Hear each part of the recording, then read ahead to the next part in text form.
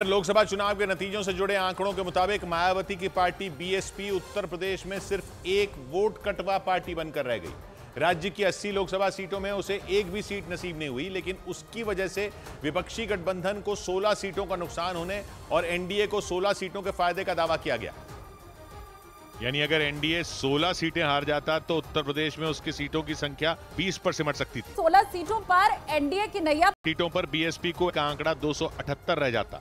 इस बार यूपीए में एनडीए के खाते में सिर्फ 36 सीटें आई हैं। अगर इन 16 सीटों पर उसे हार मिलती तो उसकी सीटों की संख्या 20 रह जाती, और अगर ऐसा होता तो उत्तर प्रदेश में एनडीए को और बड़ा झटका लग सकता था। मतलब उत्तर प्रदेश में एनडीए को बीएसपी की वजह से 16 सीटों का बंपर फायदा हुआ। उत्तर प्रदेश की मिर्जापुर, भदोही, अकबरपुर बीएसपी के उम्मीदवार मनीष कुमार के खाते में 1,44,000 से ज्यादा वोट आए। मतलब बीएसपी के यही वोट अनुप्रिया पटेल की जीत में अहम साबित हुए। इसी तरह मेरठ में बीजेपी के उम्मीदवार अरुण गोविल को 10,000 से ज्यादा वोटों से जीत मिली, जबकि बीएसपी के खाते में 87,000 वोट पड़े। इनकी तरह भदोही, अकबरपुर, अलीगढ़, अमरोहा, बांसगांव, बिजनौर, फर्रुखाबाद और फतेहपुर सीकरी में एनडीए ने बीएसपी की मदद से जीत दर्ज की। हरदोई, देवरिया, मिश्रिख, फूलपुर, शाहजहांपुर और उन्नाव में भी बीएसपी की वजह से एनडीए की नैया पार लग गई। लेकिन उत्तर प्रदेश की इन 16 लोकसभा सीटों पर बीएसपी ने विपक्षी गठबंधन का खेल बिगाड़ दिया। विपक्षी गठबंधन ने यूपी में 43 सीटें हासिल की हैं, लेकिन अगर ये 16 सीटें इसमें जोड़ दिए जाएं तो सीटों की संख्या 59 पहुंच जाती।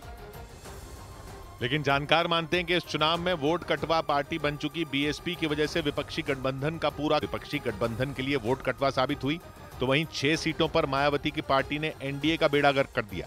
और जानकार मानते हैं कि उत्तर प्रदेश में बीएसपी अपना जनाधार खोती जा रही है, लेकिन मायावती के लिए परेशानी यह है कि इस बार उत्तर प्रदेश में उसे कांग्रेस से भी कम वोट मिले। जानकार बताते हैं कि इस लोकसभा चुनाव में मायावती के दलित समुदाय के कोर वोटर विपक्षी गठबंधन में शिफ्ट हो गए, और उसका नतीजा यह हुआ कि यूपी में बीएसपी का सुपड़ा साफ हो गया। आंकड़ों के मुताबिक यूपी की हर लोकसभा सीट पर बीएसपी के तकरीबन 1 लाख वोट विपक्षी गठबंधन को चले गए। इसकी वजह से विपक्षी गठबंधन ने एनडीए को कड़ी चुनौती दी और 80 में 43 सीटों पर प्रचंड जीत दर्ज की। आंकड़ों के मुताबिक उत्तर प्रदेश में बीएसपी का जनाधार 10% से नीचे 9 पर आ गया। इस लोकसभा चुनाव में बीएसपी को सिर्फ 82,33,000 वोट मिले, जबकि 2019 में बीएसपी को 1,66,00,000 और 2014 में 1,59,00,000 वोट मिले थे। मतलब इस चुनाव में बीएसपी के वोट करीब आधे हो गए।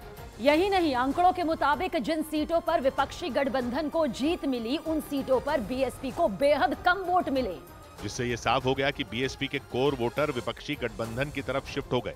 यही नहीं, 2019 में जिन 10 सीटों पर बीएसपी ने जीत दर्ज की थी, उन सभी सीटों पर मायावती के उम्मीदवार तीसरे या फिर चौथे नंबर पर रहे।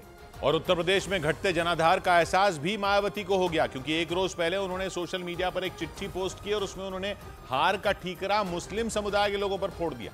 यही नहीं, उस चिट्ठी में मायावती ने मुस्लिम समुदाय के लोगों पर बीएसपी को वोट नहीं देने का आरोप लगाया और यह साफ कर दिया कि आने वाले वक्त में वो मुस्लिम समुदाय के लोगों को टिकट बहुत सोच समझ कर देंगी, क्योंकि आंकड़ों के मुताबिक यूपी की 80 लोकसभा सीटों में मायावती ने 35 सीटों पर मुस्लिम उम्मीदवार उतारे थे, लेकिन वो एक भी सीट नहीं जीत सकी और इसीलिए उनका गुस्सा मुस्लिम समुदाय के लोगों पर फूट गया। जानकार बताते हैं कि इस चुनाव में मायावती ने दलित समुदाय और मुस्लिम समुदाय के वोटरों को साथ जोड़कर चुनावी गणित साधने की कोशिश की थी, लेकिन उनके पूरे प्लान पर पानी फिर गया। इस चुनाव में एक बात साफ हो गई कि यूपी में मायावती दलितों की एकमात्र नेता नहीं रह गईं, क्योंकि नगीना से आजाद समाज पार्टी को जिम्मेदार ठहराया।